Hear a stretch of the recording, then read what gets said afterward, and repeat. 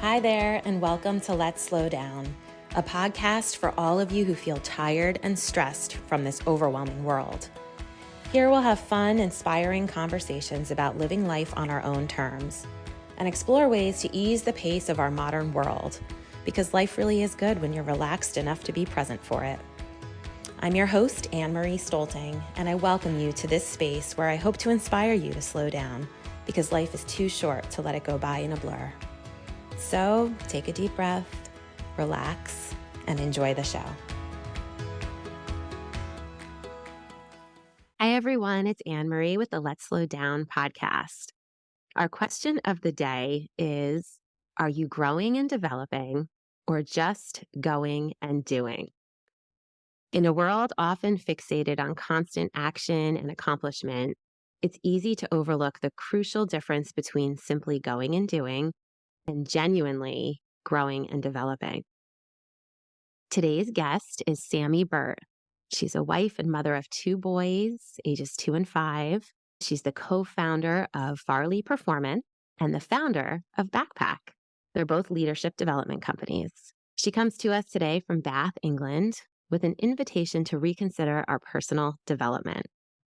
Sammy will unpack the essence of development through the developing equation, considering the components that fuel true and enjoyable growth. As Myron Rogers says, real change happens in real work. Sammy suggests looking for opportunities to practice what's real for each of us, rather than detaching our development from the context of our lives and trying to fit it in. Sammy hopes to leave us with not just some answers, but with questions that inspire reflection and perhaps even a few good ideas to try. Welcome to the podcast, Sammy. Hi, thank you for having me. What an intro. I'm blushing.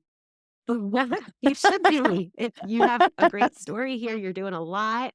Can't wait to ask you all about it. Several weeks ago on the podcast, I interviewed a psychologist, Dr. Nisa Kiashian. She devotes her life work to stillness and meditation practices. And she reminded us, this was a huge message for me. She reminded us that we are human beings, not human doing.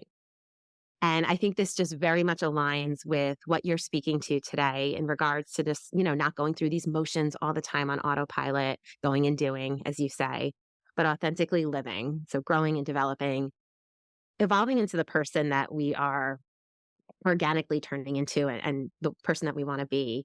So how did you land in this type of work, and how do you help others through your process? Ooh, big question. And first of all, and I loved that podcast, by the way. I listened to that. And the ing, the being as opposed to be, I think is something that I hang on to a lot. I often create very uncomfortable words, like talking about developing rather than development, because it's an ongoing process, right? We are always doing it. And unfortunately, our language has evolved to a place where we kind of put a little box around it and go, great, well, I'm developed then. And it's ridiculous, and it's unhelpful. We're never done. Yeah, we're never done. Exactly. So your question, how did I get to do what I do? I mean, really windy. I dropped out of college when I was 17 with like a half a qualification in fine art, which I'm not very good at. And I was just really eager to get out into the working world. Like, I've been chasing time my whole life. I was like, oh no, I'm done with all this learning stuff. I'm done with hanging out with you young people. I'm going to go over here and be a grown up and work. And so I left college and I did a few things. I went and worked in like a nursery with kids for a little bit, and then realized that's really boring. Your own kids are great. Everybody else's kids are awful. And I didn't have my own kids at that time, but I've grown to learn that. And I went into hospitality. I worked in a hotel for a long time. And then when I was 19, I had a boyfriend who was working in hospitality too. And we decided to move from our hometown to Bath and run a kind of guest house hotel between the two of us. And at 19, that's a really boring job, running a guest house. That's a great job to retire into. I was thinking the same thing. Yeah, it was really boring. And I suffered from depression a little while I was there, I think, from my grey matter just wasn't being I mean, talk about let's slow down. Like, I was so slow there, and I wasn't challenging myself or my worldview. I wasn't challenging anything about myself. I was really going through the motions. this is really long and windy. I apologize. But I went back to college in the evenings and studied finance because I thought, well, I like maths and that's quite challenging. And then I ditched the guest house, ditched the boyfriend, and went to a marketing agency and ran their finance, and quickly realized that I quite liked marketing. So I tended to have this thing where I like followed the bit of the job that I liked into the next job. So I kind of like the guest house, the finance bit was interesting, went into finance. Marketing agency, marketing was interesting, went into marketing. And I moved eventually to a fantastic brand agency in Bath called The House, and really started to understand brand at a much deeper level. You know, the relationships that we have with brands and what they mean to us and how they make us feel. And so often in that work, I would find that the bit that really intrigues me was having interviews or interviewing people, clients, their customers about the brand and really understanding what it meant to them and why they had loyalty to it or not, or, you know, these big emotions about something that most of the time can feel quite everyday. And so through that, I started to get into internal culture, is often what it's called, or sometimes it's kind of organizational development. And as you said, so now I work in leadership development, team development, organizational development, all of these development things. Often it feels like the phrase that I like best, although it feels a bit too agency, a bit too woo-woo, is to be a systems coach. I feel like the majority of the time what I'm doing is going in and out of different systems, be it whole organizations or small teams or, you know, just you and I, and coaching that system and what's coming through from it and what's important within it, and having really valuable conversations or helping other people have conversations about I nearly swore then, the stuff that matters to them. So that's what it feels like I do most days. Is I feel incredibly lucky to just be in conversation with people about the stuff that matters to them. That's my Sounds like very fulfilling windy work. story. Yes. I'm fascinated by all of it. I mean, I am a teacher by trade, and my master's degree was in educational leadership, and I really Mm, found to be so fascinating and interesting. And how do we make things run more efficiently? How do we really look at the culture of, you know, this was in this case was schools. How do we make them run better? How do we make everybody feel more fulfilled and validated and able to do their work better? And so I think, you know, this is meaningful, important conversations that you're having yeah. and questions that you're asking, and Yeah. can be applied to every walk of life, right? Like you said, you can do this with big organizations, you can do it with one person. So I'd Yeah. imagine you apply this to your personal life as well, right? Do you kind of make that translation? Is it hard? Yes. I'll sometimes be in conversations with my partner Jim, and he'll turn around and say to me, "Hold on, you're coaching me. Stop coaching me." And I realize I haven't snuck it in quite as subtly as I thought I had. Or with friends, I'll realize I've gone into kind of coach mode.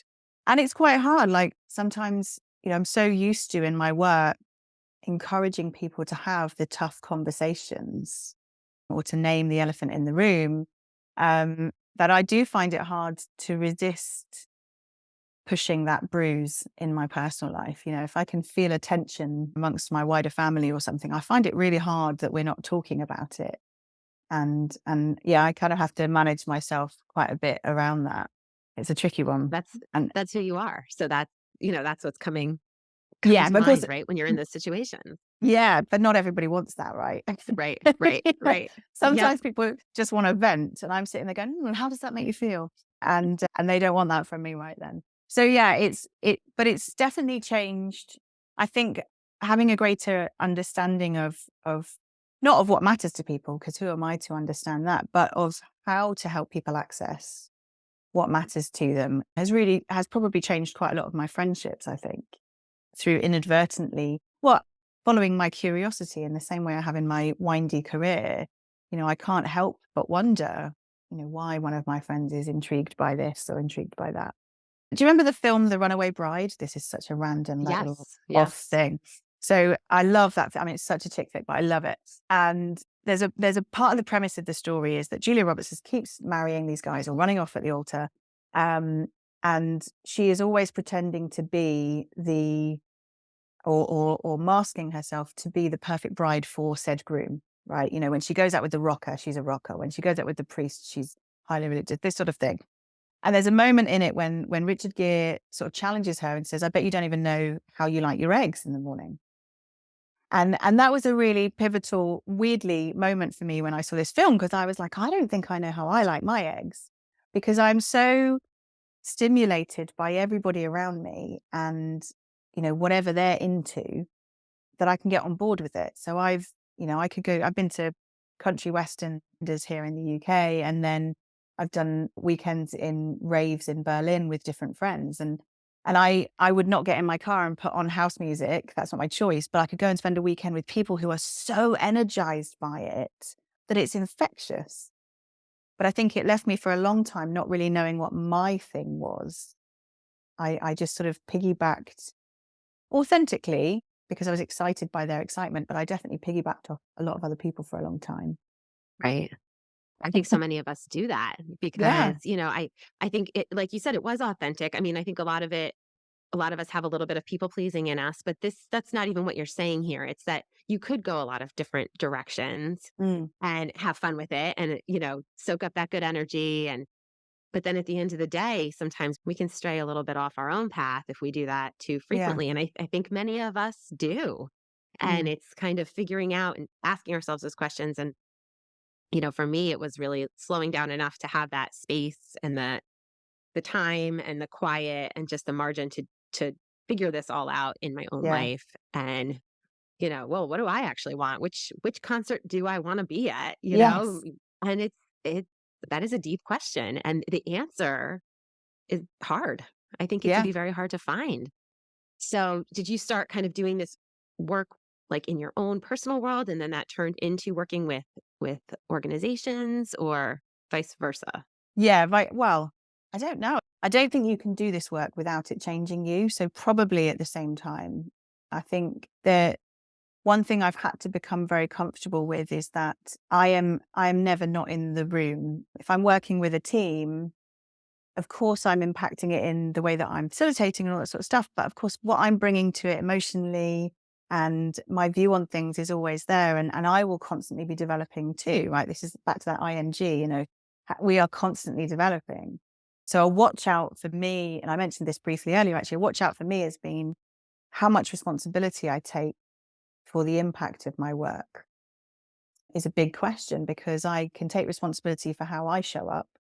I can take responsibility for how I invite people into a conversation and the challenge or the resource or whatever it might be that I invite them into. But, Amber, if I were coaching you, I can't be responsible for what you go and do with that and how your mindset may or may not shift with that. And I think I have something that I'm working hard on at the moment is reminding myself that I can't be responsible for you in this relationship. It's too much. I mean, it's unrealistic and it's too much and it's exhausting. And at the beginning of this year, I've been working with quite a few quite large leadership teams, all at the very beginning of these sorts of conversations around their own leadership. And therefore, I'm putting more into it. I'm hand holding more perhaps. And I definitely noticed in February, I was so tired from the responsibility for their shifts that I was taking. So I think you're constantly learning and relearning. I know I am. There's times when I think, oh my God, I've got to learn that again. I know I learned that 3 years ago and I've let myself slip, or I've let my guard down, or I've stepped back 3 paces and I've got to learn it again, that I can't be responsible for everybody.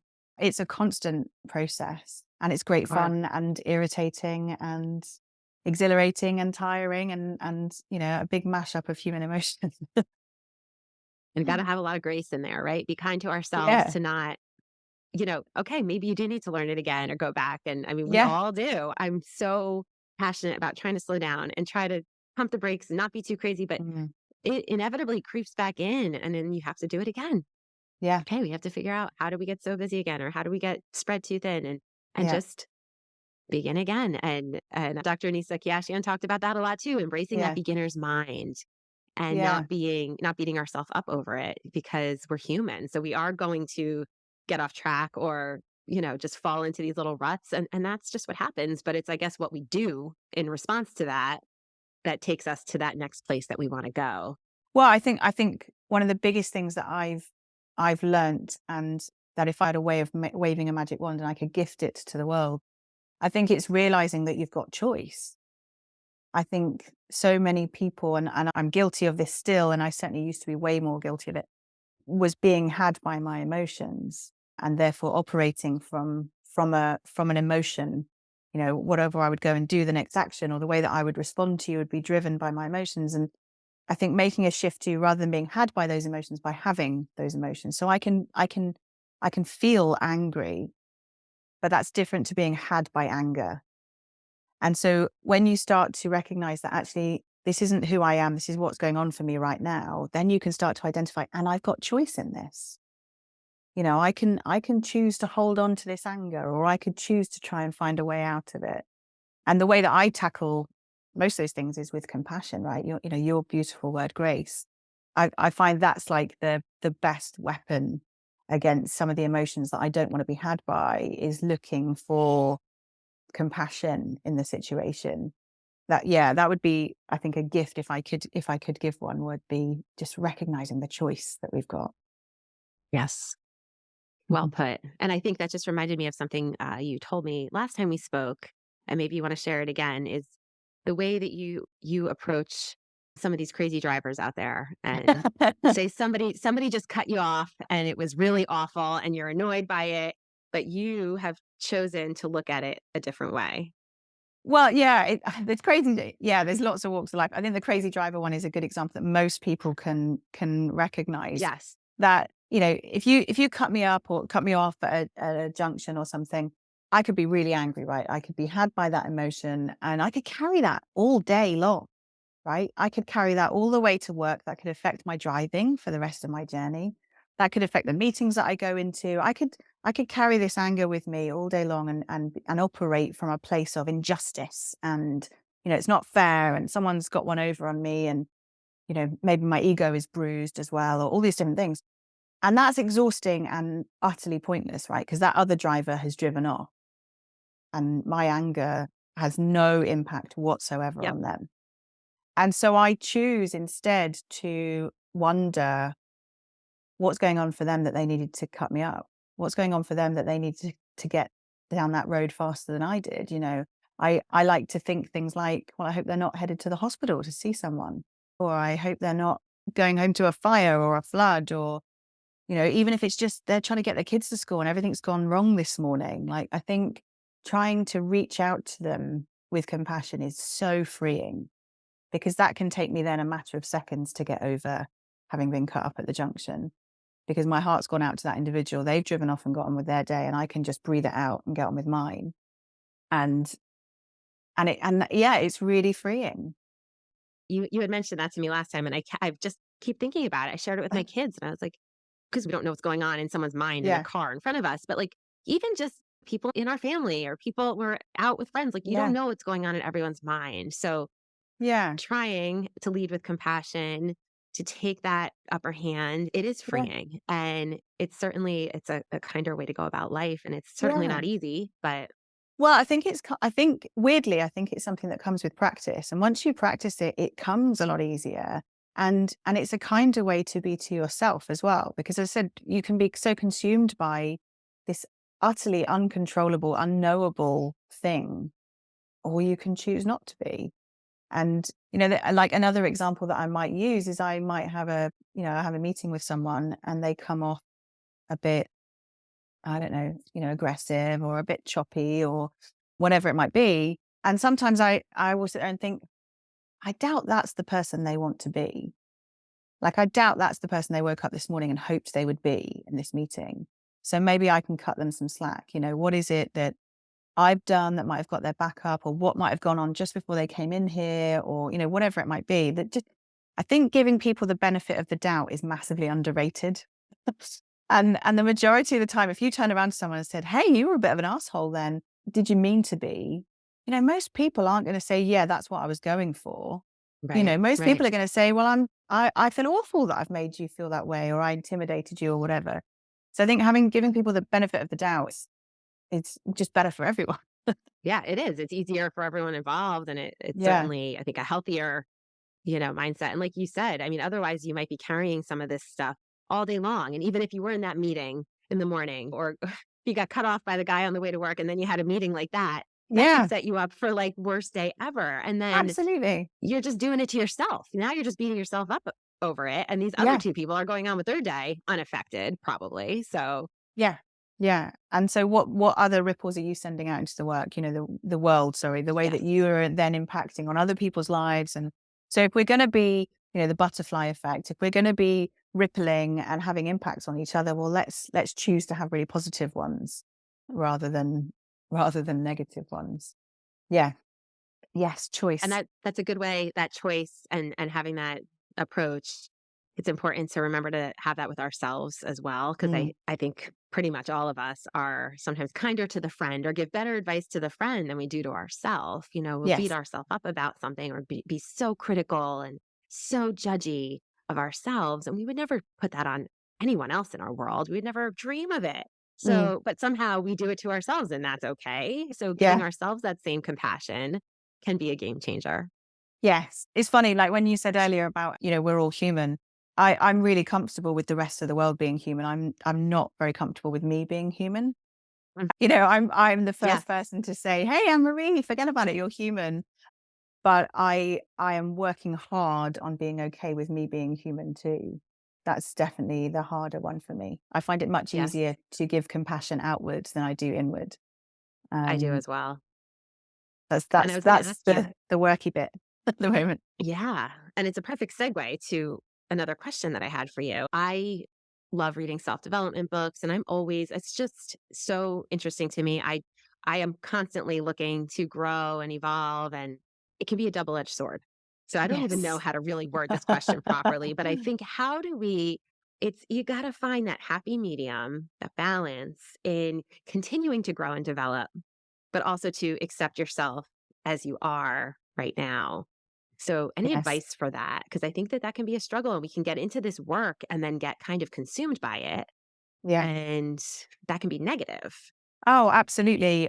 Again, back to the lack of compassion I have for myself. I constantly want to better myself, but I feel desperately uncomfortable with the idea of even inferring that you could be better than you are. So there's the same situation there where I don't ever want to assume that someone wants to be, should be better. I'm actually really uncomfortable with the word better. Yeah, so I think it's an easy trap you can get into, and particularly when there are so many points of view out there of we should be having X number of hours sleep and we should be eating these number of vegetables and this is what a good parent looks like. And oh no, hold on, but this is what a good parent. Oh no, but there's a different good parent. And Instagram is terrible for telling me the person that I should be and for me reacting to it and being had by that. So I think it is such a tricky line. I think the way that I counter that, having been in brand, you'll tell that I like words, right? And I like alliteration and I like rhyming and all this sort of stuff. But I think it's a difference between holding something tightly and holding something lightly. And for those listening to the podcast, I'm kind of gripping my fists now. I think we can hold on to things really tightly and our knuckles go white and we don't let any air in and we don't let any counter opinions or room for exploring something in. We decide that I go on a diet in January and I go full pelt into that diet and I hold it really tightly. And so when I fall off the wagon, I massively, I'm caked up to the eyeballs and pies and pasties or whatever. But we hold on to those should be's. I should be really tightly. And I think actually, when we talk about developing, it's holding things really lightly. Because when your hands are open and you're holding something, there is all of this increased capacity. There is all of this other space for things to land on. But I think that's what's so important is to recognize. So when am I holding something really tightly? When am I holding it lightly? I hold tightly that I want to be a good mother. I hold quite lightly what that might look like and that will look different on different days. And yesterday I was probably quite a good mum, actually, I think. We had some fun, we were hanging out, but there was some structure to the day. The day before that, probably not so good. And that's okay. As long as we have more of the good ones than the bad ones, I think we'll even out somewhere along the line. But I think holding that really lightly, not not going into yesterday under the shadow of Saturday, or whichever, I don't know what day of the week it is, under the shadow of the one before, and going, well, I can't do that then. I'm a terrible mother, therefore I'll always be a terrible mother. This really fixed mindset, this Caroline Dweck Right. kind of approach. And actually, no, it's all out there for the taking. It all can be reached and held lightly. I don't know if any of that I love made that. sense I at think all. it made perfect sense, and I think it was a great image to think about there, and I love how you explain that. If I can lean on the words a little more, if you don't mind. So what I really like doing is I like understanding where words came from. And the word developing comes from some French words that mean to unroll. And that feels very different to the learning or knowledge, this sort of loading of things onto ourselves, right? I'm going to read all these books and I'm going to load all of this stuff onto my back, and then I'm heavy under everything I've learned. But if I'm developing, I don't need to be loading all this stuff on. I'm unrolling. I already have it in me. I'm just spreading myself out to have a greater capacity to catch whatever might come near me. And I think that's quite helpful for differentiating between I need to go out and get more knowledge to actually I need to make myself ready to receive more. They're Yes, subtle, but they're quite different mindsets. they are. I love that. I, Wow. I love a good words derivation or whatever it's called, Yes, it's etymology. really, really interesting. So as you are developing that, I know last time we spoke, we had talked about going with the flow and being in flow. And I guess Mm. that's what you're speaking to here, right? When you're really developing and in that groove, it's happening fairly organically. You're not forcing it. Yeah, and of course you can give conscious. So I am giving conscious attention to the amount of responsibility I take. There is some direction there, but what I haven't done is decided that I'm going to go and do a course on not taking responsibility. All I'm trying to do is bring it into my consciousness more so that I can notice it when it creeps up, and then I've got the choice to do something about it. And people need different things at different times. I'm certainly not saying that people shouldn't go and do courses or get greater education or anything like that. It's all valuable. But I think the mistake is only doing that Hmm. and Yep. and loading yourself up, whereas actually sometimes you need some readying. We need to ready ourselves for the next leap of development and to be conscious in that. So at the moment the edge that I'm playing with, my developmental edge is certainly the amount of responsibility I take for others. And on top of all this other work that you're doing, you also have written a book. So I don't know when you're finding the time to do all of these things. I think you are a bit of superwoman here. No, I have a um, very supportive partner who takes the load of the kids in the house, I think. so before we get into the book, how long did it take you to write this book? How did you work it? Like how did you find the time to write a book? Oh, I didn't, is the short answer. I very optimistically, when I was pregnant with my second son, Woody, I was like, hey, when I'm on maternity, that's how I'll keep myself busy. I'll write this book. And so I started. So I'm about 3 years into this process. The first year was a massive learning for me and my own confidence. So the book is a non-fiction book, and in that first year, I did so much research, like so much research, and I'd go down rabbit holes. I'd spend a whole day learning about Maori face tattoos, and that's not going to show up in the book. Like I would go on these things, and then I started working with a book coach, and I was talking to her, or a writing coach, sorry, and I said, that basically I feel like a curator of all these other pieces of research and these other facts and these other stories and everything. And we worked through everything. And then at the end, and I said, oh, I sort of almost whispered it, and I do have some ideas myself. And I talked her through them, and she said, oh, so that's your philosophy. And I said, no, no, no. I'm just little Sammy Burt. I don't have a philosophy. That's a very big word. I just have some thoughts. And she was like, yeah, that's a you have thoughts on life. That's a philosophy. And that was an interesting battle internally my imposter syndrome kicked off massively. How dare I think I might have a philosophy on something? But what that unlocked was then my voice much more. I wasn't trying to pretend to be this librarian of research and thoughts. Actually, I realized I had my own, and I could tell some of my own stories and represent other people's stories well. And so that was a really big shift for me, a really big developed and shifted lots of other things as well. I think it really shifted the way I worked with clients. I think prior to that, I probably felt like I was, broadly speaking, trying to replicate what other colleagues who I loved and respected did, or finding a piece of research and trying to explain that well. And it really unlocked this confidence in me to say, oh, I'm quite clever actually. I might have a view on that, or I might have a new way of doing that, or, and that was a really big, yeah, it was a big thing for me. And so then it started to come a lot easier, the writing. And then I have kind of fits and starts of, periods where I get my head down and I'm writing, and then work gets in the way or life gets in the way, and then it pauses. And Sure. but I'm broadly obsessed with it, I think is the bottom line. A true passion project that you're seeing to fruition. And Yeah. when I learned about the book, so I'm going to just read kind of how you describe it. You ask, still trying to work out how to be a grown up while everyone else seems to have it nailed. And I'm like, yes, I am. Hands up here. In your debut book, you hand on the answer to a question that has plagued generations. A question that, left unanswered, has fed inner critics and inflated imposter syndrome. An unresolved query that has encouraged people to pop on a well meaning mask to trudge around in. A seemingly ridiculous question that carries great weight.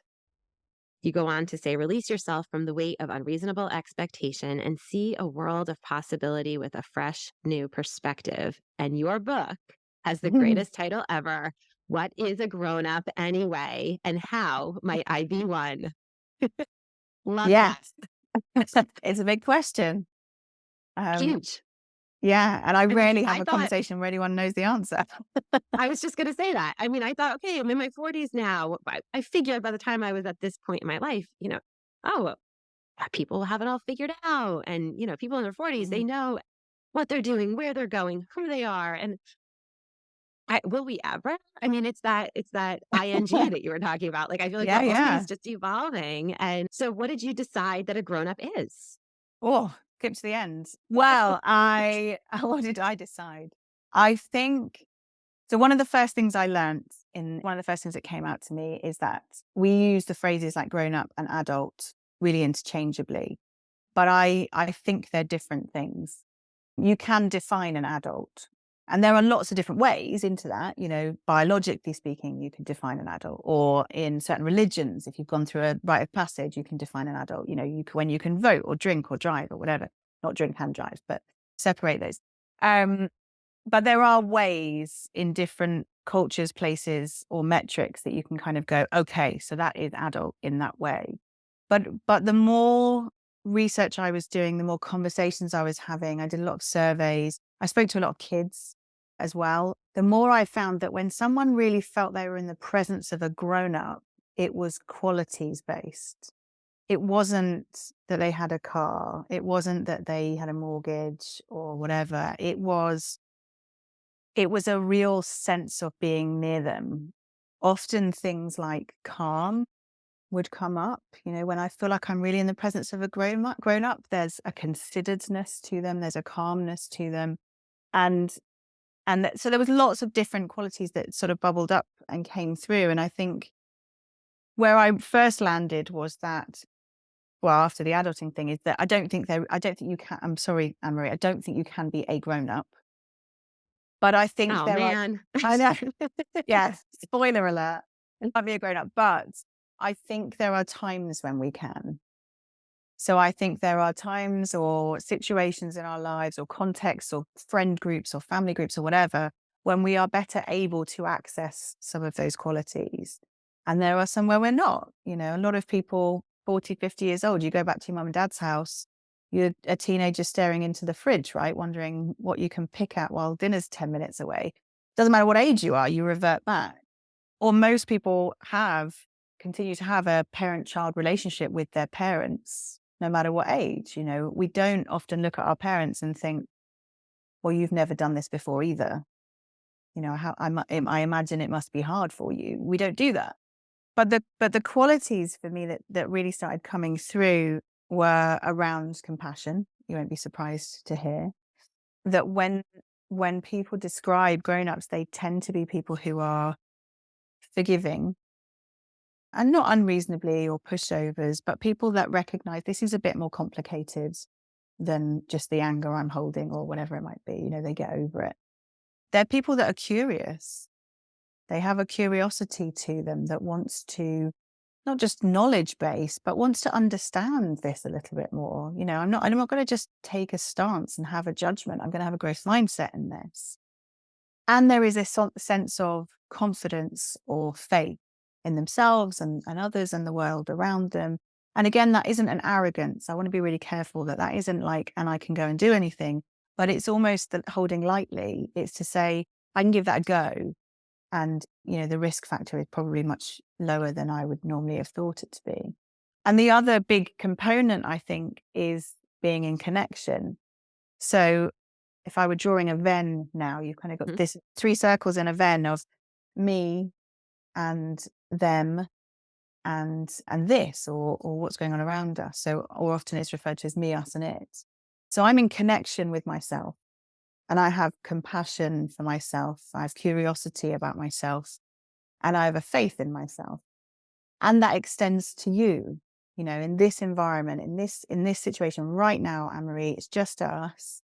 And I want to extend all of those things to you too. And there's the it in this. There's the podcast that we're trying to do, right? And so Yeah. I want to have faith in our intention around that, both our shared and our individual intention around that. And I want to have a curiosity to it and hold it really lightly. Whatever will be, will be. So I think by holding those qualities in connection with the world around us starts to build a bit of a picture of what it might be in moments to be a grown up. I'm probably making it sound much more complicated than I think it truly is. No, it's making sense to me. I think it's a perfect way to explain it. It's very interesting. I've never really thought about it this way. Well, I think the last component for me comes from some research into when people are at their happiest in their life. And I'm terrible for citing where this came from, so I won't even try to now. But they tracked when people are at their happiest, and they found that children, understandably, very happy.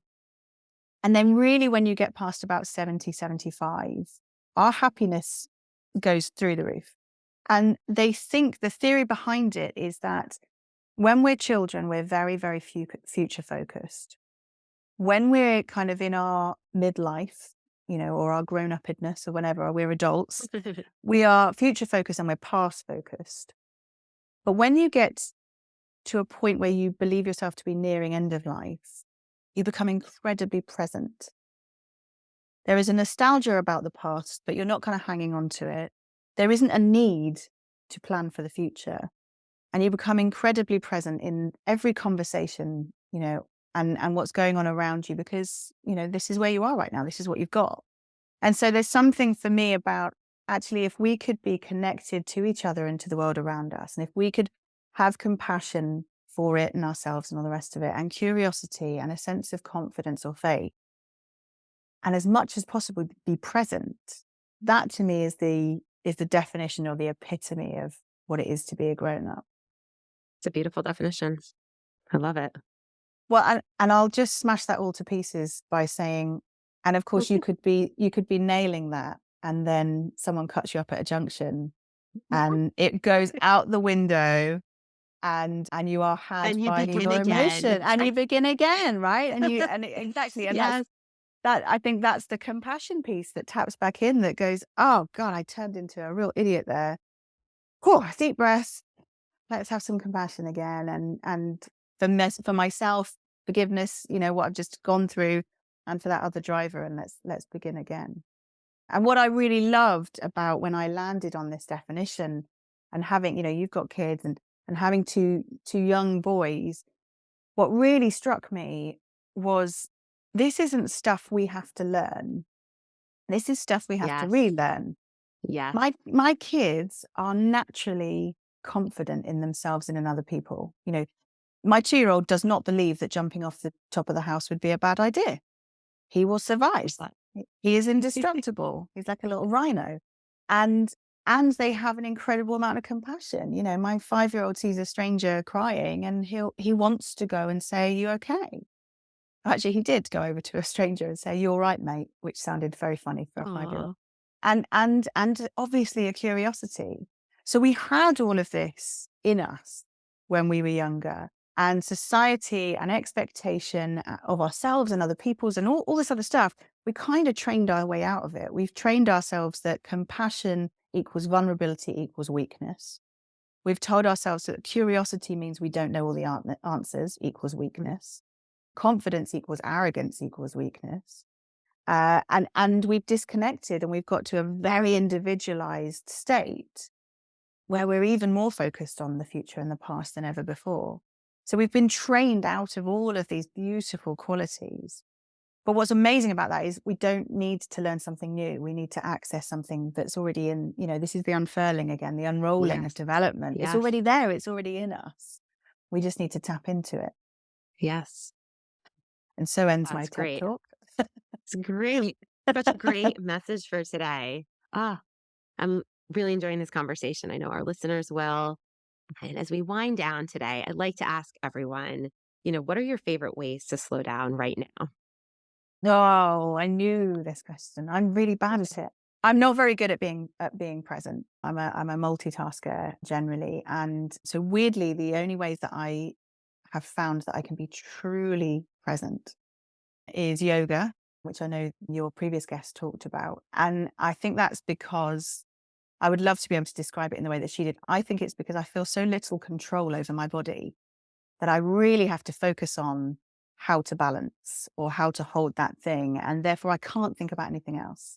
So while I'm not in a mindful state of without thought, I am so focused on a single thing that I can become slower and more present. I feel the same about poker.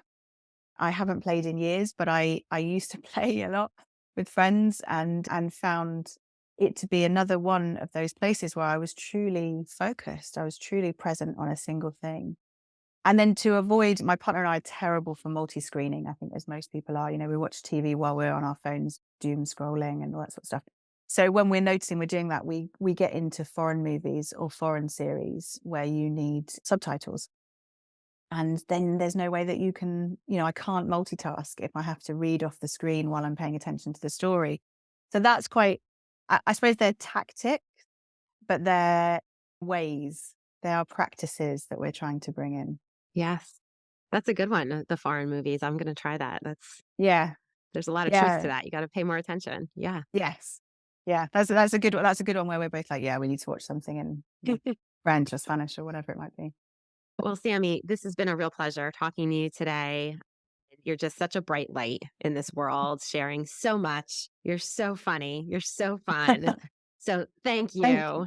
you. Thank you for being here. And I will link in the show notes. I'm going to link where to find your book. When is your book actually coming out? Do you have a date? It's not out yet, I right? I don't have a date. I'm terrible for this and I'm trying to be kind to myself. So I don't have a date for it coming out yet.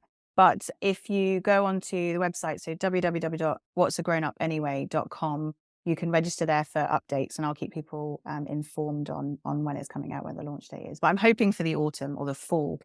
Okay. That's my hope. Perfect. And is there anything else you want to leave our listeners with today? Where to find you? I can link those websites and Yeah, social. I think the compassion piece, just pausing, back to let's slow down, just pausing for a moment and going, can I have a little more compassion right now? Yes. Yes, let's all take that into our day as we move on and make the And world a thank you little so bit much for of a having kinder me. place. Thank you for being here. Such a pleasure.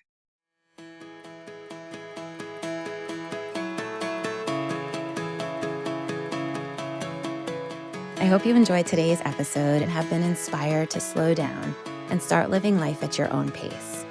As a brand new podcast, your listener voice matters. If Let's Slow Down is resonating with you, please take a minute to leave a review and rate us.